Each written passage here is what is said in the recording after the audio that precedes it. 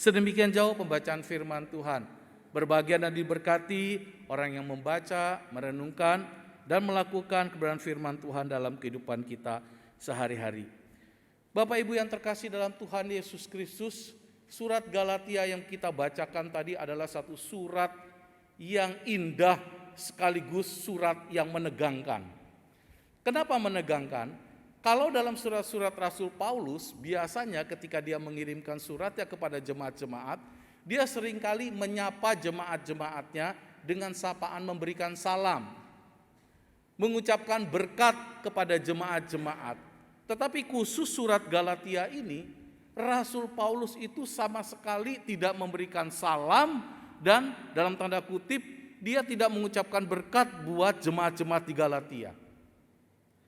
Seolah-olah Rasul Paulus sedang marah kepada jemaat yang ada di Galatia. Kalau kepada jemaat Filipi, dia memberi salam. Kepada Tesalonika, dia memberi salam. Kepada Roma, dia memberi salam.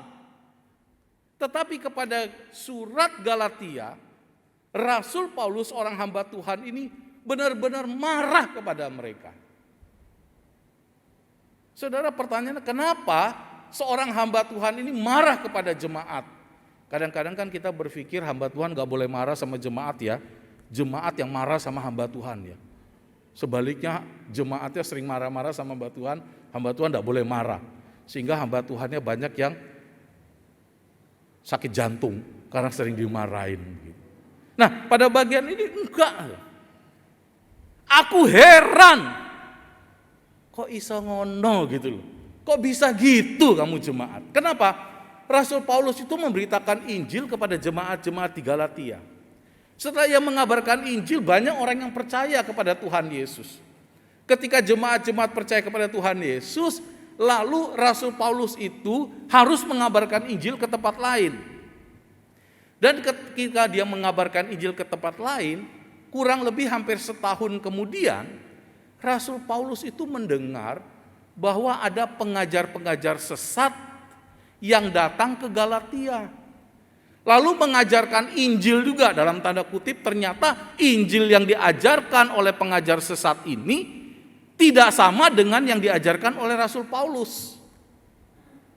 Nah cilakanya adalah jemaat-jemaat Galatia yang awalnya mendengarkan ajaran Injil dari Rasul Paulus, sekarang berpaling mendengarkan ajaran-ajaran sesat, mendengarkan Injil yang lain yang sebetulnya bukan Injil, lalu mempercaya ajaran sesat itu.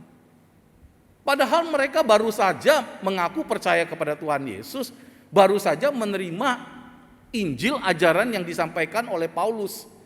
Sekarang mereka berbalik. Makanya Rasul Paulus merasa heran, kok bisa gitu ya? Ini kayak orang pacaran gitu. Nah ada satu cerita, ini kisah nyata, ada sebuah cerita. Ada pasangan muda-mudi, ya muda-mudi, lalu mereka melakukan janji nikah gitu, janji nikah di gereja. Tang tang tang tang tang tang tang. Mereka berdiri depan, lalu diberkati oleh pendeta gitu. Wah, mereka senyum-senyum, cium pipi kiri, pipi kanan, pasang cincin, buka cadar segala begitu. Wah, berbahagia sekali. Semua orang ikut senang, orang tua, teman-teman jemaat ikut senang karena muda-mudi ini dipersatukan dalam pernikahan. Kemudian setelah ibadah pemberkatan selesai, baik kita akan menyaksikan mempelai akan meninggalkan ruangan ini. Mereka jalan keluar, tang ting tang ting tang tang, sampai di tengah, entah kenapa namanya cewek ya, wanita itu kan baju pengantennya itu besar gitu ya, kan kadang-kadang susah juga jalannya ya. Ibu-ibu yang sudah pernah jadi penganten ya, ingat jalanmu itu bagaimana kan, nendang-nendang gaunnya begitu. Nggak sengaja si wanita itu keinjek gaunnya itu mungkin ya, nggak sengaja, semacam kesandung begitu. Ketika dia terinjak, lalu dia hampir terpleset begitu. Ketika hampir terpleset jatuh, pasangannya si cowok itu tiba-tiba ngomong, ini maaf ya, ini kisah nyata loh, terpaksa saya harus cerita apa adanya. Dia bilang apa? Goblok. Ya, terjemahannya itu, ini bukan di Indonesia, di Amerika. Goblok. Si perempuan itu dengar kalimat itu, begitu sampai pintu, itu tadi di setengah nih, sampai pintu depan langsung, aku akan ke pengadilan menuntut cerai. Nah, baru aja loh dari sini, tang dong, ding dong, ngucapi janji setia. Di tengah ada peristiwa, pintu depan langsung minta cerai. Itu pernikahan ekspres loh. Pernikahan dan perceraian paling cepat di dunia ini. Hitungan menit, enggak ada 10 menit. Menikah langsung minta cerai. Semoga di sini enggak ada. Itu di Amerika. Pada waktu membaca berita ini, rasanya heran. Kok bisa ya? Sudah menikah, lalu mereka ini pacarannya berapa lama sih? Mereka ini mengenalnya berapa lama sih? Cuma gara-gara kesandung, si pria itu yang seharusnya mencintai wanita ini, malah bilang goblok. Si wanita yang seharusnya menerima suaminya, langsung minta cerai. Ini pernikahan dan perceraian yang aneh. Yang seharusnya menikah bahagia malah minta cerai. Demikian juga pada bagian ini. Paulus merasa heran, yang seharusnya mereka setia dengan Injil, tetapi kenyataannya mereka mengikuti ajaran sesat. Nah, pengajar-pengajar sesat ini datang ke Galatia, lalu mereka mengajarkan sesuatu yang berbeda dengan yang diajarkan Rasul Paulus. Memang saudara, siapa sih pengajar-pengajar sesat ini? Nah, kalau kita ingin mendalami kebenaran firman Tuhan itu saudara, bukan sekedar baca langsung mengartikan, enggak. Ternyata muncul beberapa teori atau pandangan siapa sesungguhnya pengajar-pengajar sesat ini. Apakah pengajar sesat ini orang-orang Yahudi yang datang ke Galatia tapi mereka bukan Kristen? Mereka bukan Kristen, tapi mereka beragama Yahudi, datang ke jemaat Galatia, menyesatkan jemaat Galatia dengan ajaran-ajaran agama Yahudinya.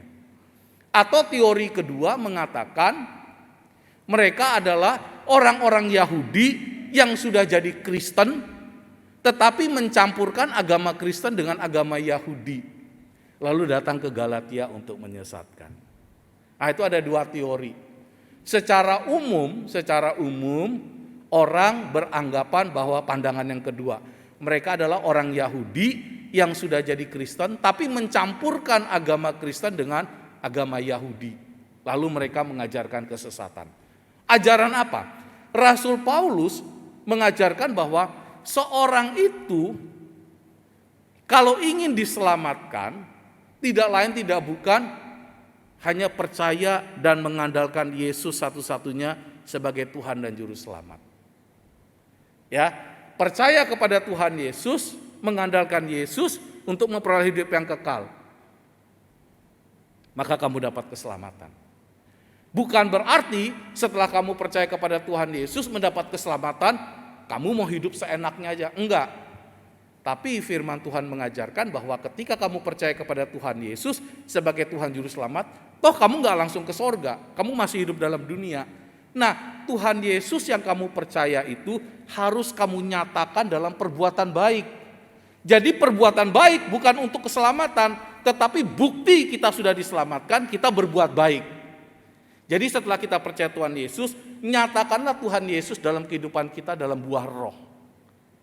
Itu yang diajarkan Rasul Paulus. Tetapi pengajar-pengajar sesat ini berbeda. Mereka katakan, karena mereka mencampurkan agama Kristen dengan agama Yahudi, mereka katakan, kalau ingin diselamatkan, percaya Tuhan Yesus sebagai Tuhan dan Juru Selamat. Tapi itu gak cukup. Kalau ingin diselamatkan tidak hanya percaya pada Tuhan Yesus, tapi kamu harus menunjukkan perbuatan baik dan perbuatan keagamaan. Antara lain adalah, konsep mereka pertama, kalau ingin diselamatkan, kamu harus disunat. Laki-laki.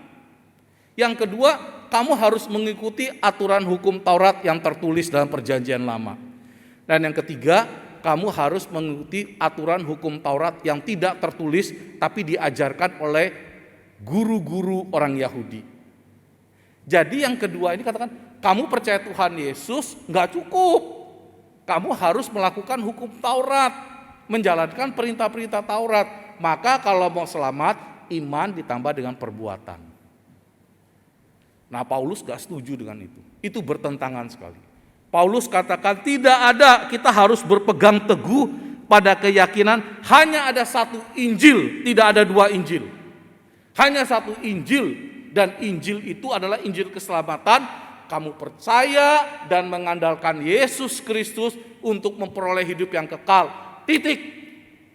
Ketika kamu percaya kepada Tuhan Yesus, kamu dijamin pasti selamat. Tetapi keselamatanmu harus kamu nyatakan dalam perbuatan baik. Nyatakan Kristus dalam kehidupanmu. Tapi ajaran sesat katakan enggak. Kamu percaya Tuhan Yesus itu enggak cukup. Kamu harus melakukan yang ini satu, melakukan ini dua, harus melakukan ini tiga. Supaya kamu bisa diselamatkan. Kalau kamu hanya percaya Tuhan Yesus saja, tetapi tidak melakukan 1, 2, 3 ini, kamu gak diselamatkan.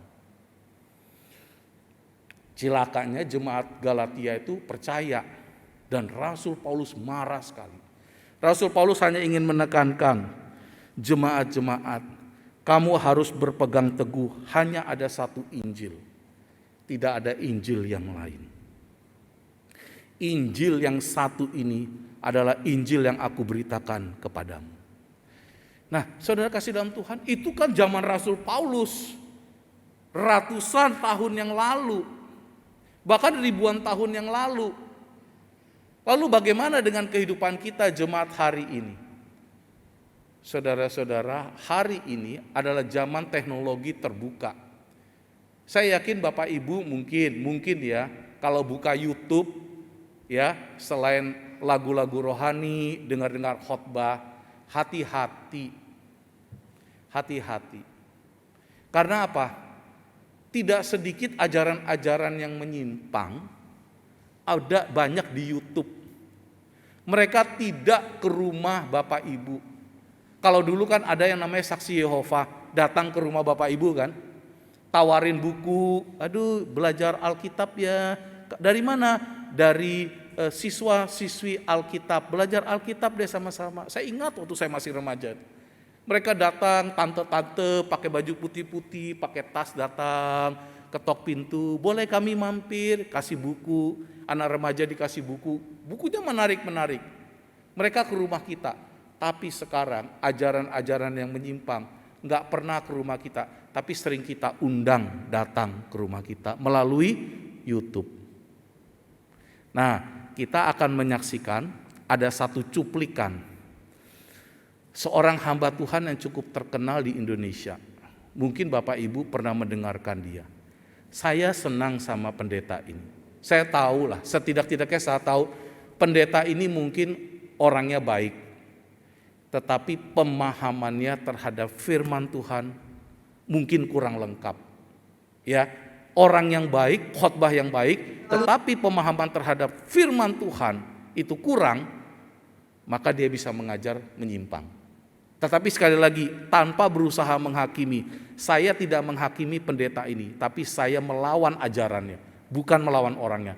Karena saya tahu pendeta ini banyak menjadi berkat bagi banyak orang. Tetapi namanya pendeta, kalau salah harus diingatkan ya, boleh ya. Kan Alkitab juga bilang, Apolos itu kan pernah mengajarkan firman Tuhan, tetapi tidak mengenal baptisan Yesus, dia hanya mengenal baptisan Apolos. Lalu diingatkan oleh Priscilla Aquila. Nah, sekali lagi, pendeta ini adalah pendeta baik. Dia dipakai Tuhan. Tetapi untuk satu ini, pemahamannya terhadap firman Tuhan, dia keliru. Cuplik sana, cuplik sini. Nah, kita lihat ya, yang Ibu Heni punya. Yesus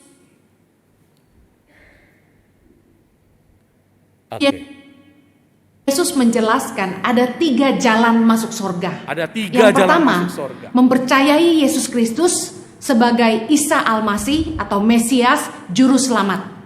Yohanes 14 ayat yang ke-6 dengan judul perikop rumah Bapa. Yesus berkata begini, Akulah jalan dan kebenaran dan hidup. Tidak ada seorang pun yang datang kepada Bapa kalau tidak melalui aku. Yesus menjelaskan bahwa tidak ada orang yang bisa sampai kepada Bapa selain dari mereka yang mempercayai Dia sebagai juru selamat. Yang kedua, Yesus menjelaskan jalan masuk surga adalah melakukan kehendak Bapa atau melakukan firman Tuhan. Matius 7 ayat 21 berkata begini, bukan setiap orang yang berseru kepadaku Tuhan, Tuhan akan masuk ke dalam kerajaan sorga, melainkan dia yang melakukan kehendak Bapakku yang di sorga. Matius 19 ayat 17b berkata, tetapi jikalau engkau ingin masuk ke dalam hidup, turutilah segala perintah Allah. Yesus menyampaikan kepada kita bahwa kalau kita ingin masuk dalam kerajaan kekal, kita harus melakukan kehendak Bapa di sorga dan hidup melakukan kebenaran. Yang ketiga, Yesus menjelaskan jalan untuk masuk sorga adalah dengan hidup mengasihi sesama. Dalam Matius 25 dengan judul perikop penghakiman terakhir dalam ayat 34, dan raja itu akan berkata kepada mereka yang di sebelah kanannya, mari hai kamu yang diberkati oleh Bapakku, terimalah kerajaan yang telah disediakan bagimu sejak dunia dijadikan. Ayat 35, sebab ketika aku lapar, kamu memberi aku makan. Ketika aku haus, kamu memberi aku minum. Ketika aku seorang asing, kamu memberi aku tumpangan. Ayat 36, ketika aku telanjang, kamu memberi aku pakaian. Ketika aku sakit, kamu melawat aku. Ketika aku di penjara, kamu mengunjungi aku. Di ayat yang ke-40 dikatakan, dan raja itu akan menjawab mereka, aku berkata kepadamu, sesungguhnya segala sesuatu yang kamu lakukan untuk salah seorang dari saudaraku yang paling hina ini, kamu telah melakukannya untuk aku. Jelas sekali bahwa di dalam perikop penghakiman terakhir ini, Yesus sedang mengajarkan kepada kita bahwa untuk mendapat bagian dalam kekekalan, kita harus hidup mengasihi sesama kita. Pernahkah Anda mendengar orang berkata, perbuatan baik tidak bisa menyelamatkan kita? Manusia tidak bisa masuk surga hanya dengan berbuat baik saja. Ada benarnya, tapi yang pasti saya yakini orang tidak bisa masuk surga kalau tidak baik. Bapak Ibu bisa lihat itu. Sekali lagi, Ibu pendeta ini adalah orang baik. Dia banyak khotbah cukup baik. Tapi kali ini ketika dia menyampaikan ajaran pemahamannya, bahwa jelas ini persis dengan ajaran-ajaran yang menyimpang di jemaat Galatia. Bahwa kita diselamatkan hanya karena anugerah Allah, hanya percaya dan mengandalkan Yesus satu-satunya. Lalu bagaimana dengan melakukan kehendak Bapa? Bagaimana mengasihi sesama? Itu kita lakukan bukan untuk jaminan keselamatan kita. Ketika kita percaya kepada Tuhan Yesus, kita mendapat jaminan hidup kekal, maka kita wujudkan melakukan kehendak Bapa. Kita mengasihi sesama. Tetapi ibu ini kutip-kutip ayat yang di luar konteksnya. Dia kutip, makanya saya bilang kalau dengar khotbah itu jangan dengar, itu ada buktinya kok di Alkitab, kutip-kutip Alkitab, kutip-kutip ayat itu nggak jamin. Setan pun banyak kutip ayat kok. Ajaran sesat juga banyak kutip ayat kok. Nah dia kutip ayat sana sini dengan catatan apa? Kalau mau diselamatkan satu, percaya Tuhan Yesus. Tapi itu nggak cukup, melakukan kehendak Bapa di sorga. Ya seperti orang-orang Yahudi tadi. Yang ketiga apa? Mengasihi sesama. Kalau kamu hanya percaya Tuhan Yesus, tidak melakukan kehendak Bapa, tidak mengasihi sesama, berarti engkau nggak diselamatkan. Kelihatannya khotbahnya bagus, kelihatannya khotbahnya kutip ayat. Sekali lagi, saya tidak menghakimi ibu ini, tetapi saya menentang ajarannya. Kita harus hati-hati. Kadang-kadang kita mengundang melihat YouTube dengan khotbah, bahkan lagu-lagu pun banyak lagu-lagu yang menyimpang daripada kebenaran firman Tuhan. Nah, saudara yang kasih dalam Tuhan, pada bagian ini Rasul Paulus ingin menekankan bahwa hanya ada satu Injil, kita harus berpegang teguh. Tetapi bukan itu saja, kita harus bersikap tegas terhadap pengajaran-pengajaran yang salah. Kita harus tegas terhadap pengajaran-pengajaran yang salah. Oleh sebab itu kenapa GKIM, Sinode GKIM dan gereja-gereja lokal betul-betul menjaga pelayanan mimbar. Tidak asal mengundang pengkhotbah, tidak asal mengundang pembicara. Kenapa? Iya itu tadi akibatnya kelihatannya baik, kelihatannya benar, kelihatannya bagus. Tetapi kalau kita kembali kepada penyelidikan Alkitab yang sesungguhnya, banyak sekali ayat-ayat yang telah diselewengkan. Oleh sebab itu, kita sebagai jemaat Tuhan pun harus tegas terhadap pengajaran yang salah. Kita tolak, kita tidak terima dengan pengajaran-pengajaran yang tidak benar.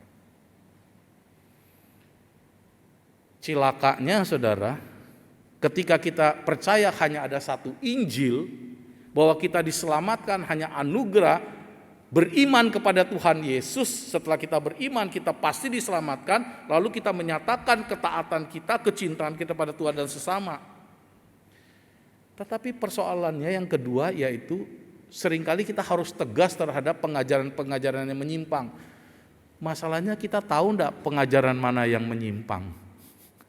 Kita sendiri enggak rajin belajar Alkitab. Jangankan ikut pemahaman Alkitab, baca Alkitab aja kadang-kadang kita malas. Amin? Ayo, ada yang berani bilang amin? Kadang-kadang kita sendiri nggak setia. Bapak Ibu, di sini ada orang perbankan nggak? Ada yang kerja di bank nggak?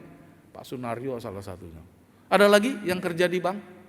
Konon yang saya pernah dengar, ya, salah satu orang-orang karyawan di bank itu diajarkan untuk membedakan uang asli dengan uang palsu. Caranya bagaimana? Bukan sekedar pakai lampu itu ya, bukan.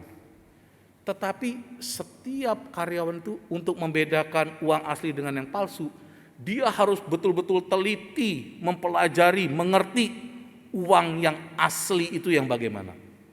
Kriteria uang yang asli bagaimana. Di luar kriteria itu pasti palsu.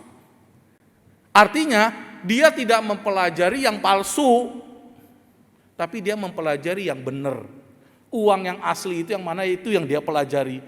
Oh, uang yang asli itu, oh ini ada kasar, ini ada logo, ini ada gini, begini.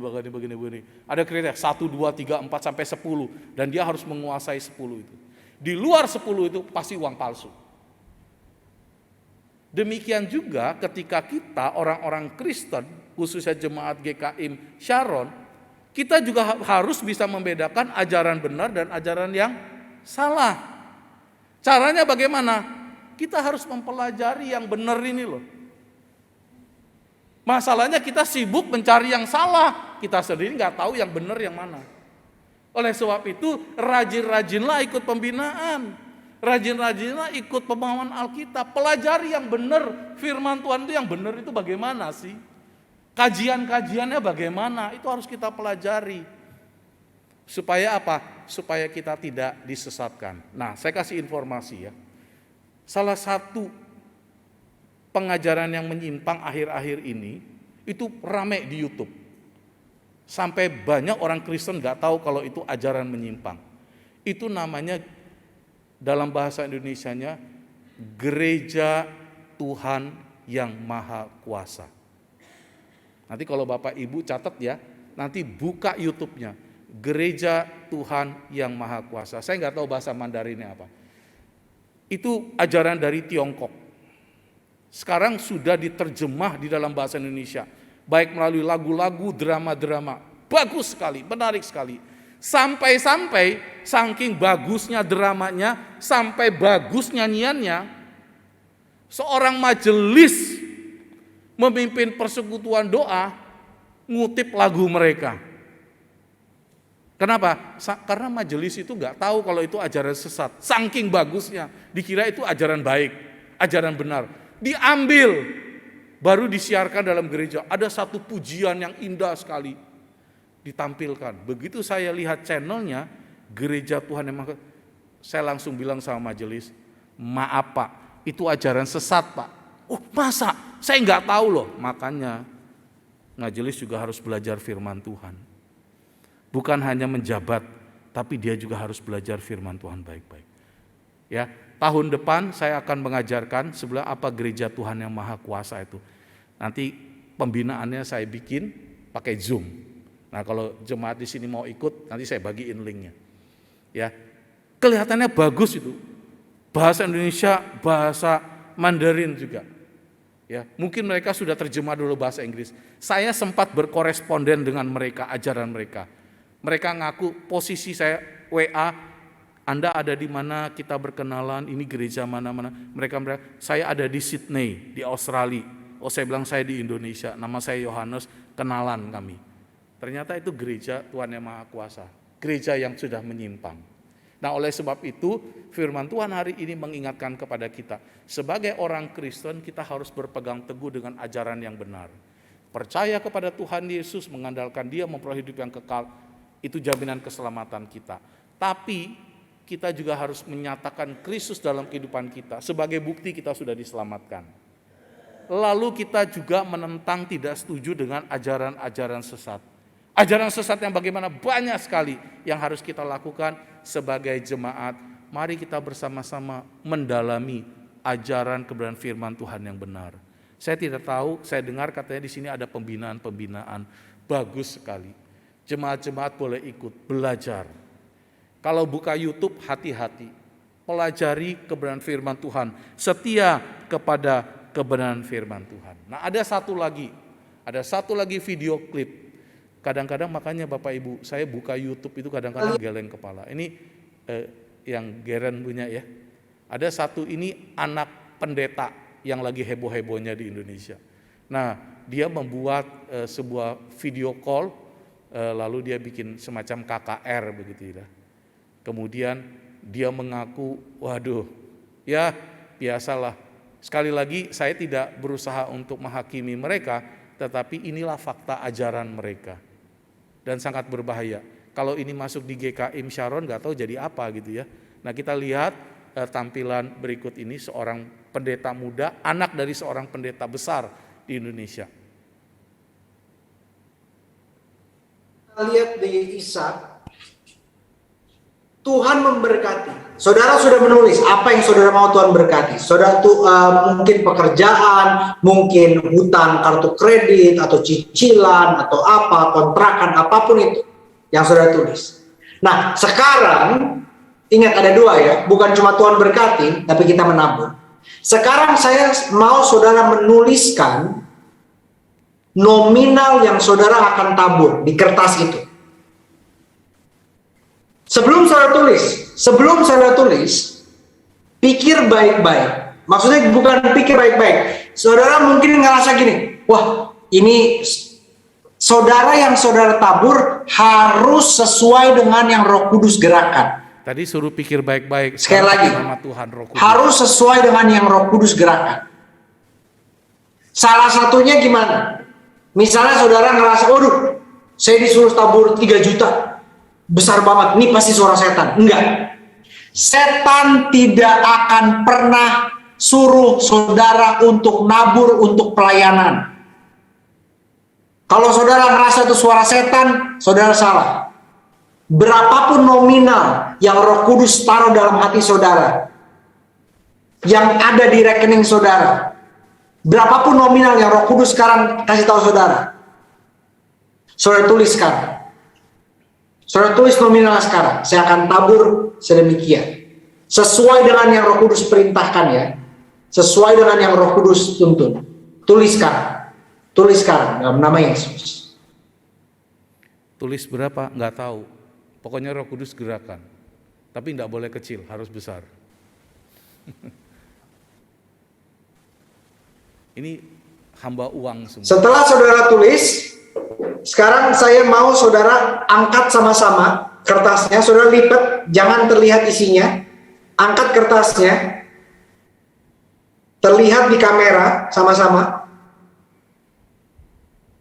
Ya, yang tulis di handphone dibalikkan supaya tidak kelihatan. Sama-sama. Kita akan nyanyi satu lagu tadi, dan saya akan mendoakan secara khusus setiap taburan benih saudara.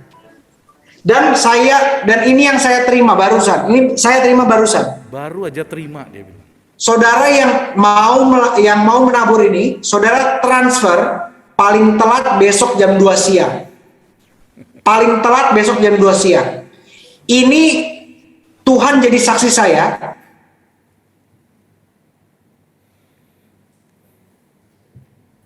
Saudara, kalau saya seperti pendeta ini anaknya pendeta Gilbert Lumendong, saya terus terang aja ngomong, lagi heboh. Kalau tiba-tiba saya khotbah sini, saudara-saudara, ketika saya berkhotbah ini, Roh Kudus berbicara dengan saya, baru aja. Wih, saudara bilang, hebat ya pendeta Yohanes. Saya baru dengar berita Roh Kudus. Bapak Ibu, siapa yang digerakkan oleh Roh Kudus mendukung pelayanan saya? Roh Kudus pesan saya harus membangun satu pekerjaan Tuhan. Dan kalau ada yang tidak didukung pelayanan saya, Tuhan akan murka terhadap orang itu. Saudara takut gak? Takut. Dan Roh Kudus berkata kepada saya, nanti jam 4 uang itu harus terkumpul. Dan tidak boleh di bawah 100 juta. Roh Kudus bilang dengan saya, kalau ada yang tidak dukung, tidak keluarkan persembahan, sampai nanti sore Tuhan murka sama saudara. Apa saudara nggak takut? Dan pertanyaannya adalah, tahu dari mana Roh Kudus bicara sama dia harus transfer sampai nggak lewat dari jam berapa? Jam 2. Ini ajaran bagaimana ini? Saya buka Kejadian sampai Wahyu, saudara. Nggak ada Roh Kudus bicara kayak gitu. Ini aneh-aneh aja. Nah, saudara-saudara kasih tahu, kalau kita buka-buka YouTube, saudara, banyak ajaran-ajaran begini. Kenapa Sinode GKIM di menjelang hari reformasi betul-betul menekankan tema ini, yaitu bahwa kita hanya punya satu Injil dan kita harus menentang ajaran sesat. Kita harus betul-betul menjaga kemurnian Injil. Karena apa? Sekarang penyesat-penyesat bukan saja ada di lingkungan gereja, tetapi di luar gereja juga banyak. Itu kan ada yang namanya, saya sebut aja lah terus terang karena sudah di publik, yang mengaku-mengaku mantan pendeta, mantan Kristen, sekolah S3 di Israel, lalu kutip-kutip ayat si Kainama itu, kutip-kutip ayat sembarang aja. Wah, ini dia dari lulusan Israel, S3 doktor dari Haifa. Enggak ada universitasnya di sana. Disuruh baca Ibrani aja enggak bisa kok. Ngaku-ngaku lulusan sana. Nah, itu mulai mengajarkan ajaran-ajaran yang menyimpang dari Injil. Tujuannya apa? Supaya orang-orang Kristen diselewengkan. Oleh sebab itu, Sinode GKIM betul-betul menjaga kemurnian Injil. Dan Sinode mengajak jemaat Tuhan, gereja-gereja yang berada di bawah Sinode, untuk kembali sungguh-sungguh belajar firman Tuhan, Bapak Ibu. Sungguh-sungguh kembali ke belajar firman Tuhan. Firman Tuhan kalau kita pelajari jangan katakan, bosan. Aduh, cerita apa? Sakeus, aduh bosan, saya sudah tahu, beratus kali saya dengar Sakeus. Saudara, firman Tuhan makin kita pelajari, kita gali, makin indah sekali. Sampai seumur hidup kita mungkin kita enggak akan selesai bisa memahami kebenaran firman Tuhan. Tetapi menjelang hari reformasi, mari sekali lagi, di seluruh gereja-gereja yang berada di bawah Sinode, termasuk GKIM Saron, kita dihimbau, kita kembali kepada ajaran firman Tuhan. Kita betul-betul kritis terhadap khotbah-khotbah, terhadap puji-pujian. Jadi pengajaran sesat bukan hanya khotbah, tapi melalui lagu-lagu juga banyak. Cuma karena waktu aja, saya banyak kasih contoh. Ya, banyak contoh lagu-lagu yang mungkin kadang-kadang kita nyanyikan, kita nggak sadar tuh lagu itu menyimpang. Ya, lagu itu menyimpang. Tapi sekali lagi, kita dibawa sebagai orang Kristen yang bertanggung jawab. Bukan hanya sekedar kita jadi orang Kristen cukup, tapi kita betul-betul menjaga kemurnian Injil. Hanya ada satu Injil Yesus Kristus. Dan kita betul-betul bersikap tegas terhadap pengajaran yang salah dengan cara kita pelajari firman Tuhan dari hari lepas hari. Kita membaca dan merenungkannya. Kita pahami Gak cukup, tapi kita menghidupi firman Tuhan dalam kehidupan kita. Bukan saja di otak, tapi juga di hati dan dalam kehidupan kita. Firman Tuhan yang hidup menghidupi hidup kita, dan kita nyatakan firman Tuhan itu dalam kehidupan kita. Tuhan menolong dan memberkati jemaat-jemaat khususnya GKIM Sharon ini terus bertumbuh di dalam pengenalan akan kebenaran firman Tuhan.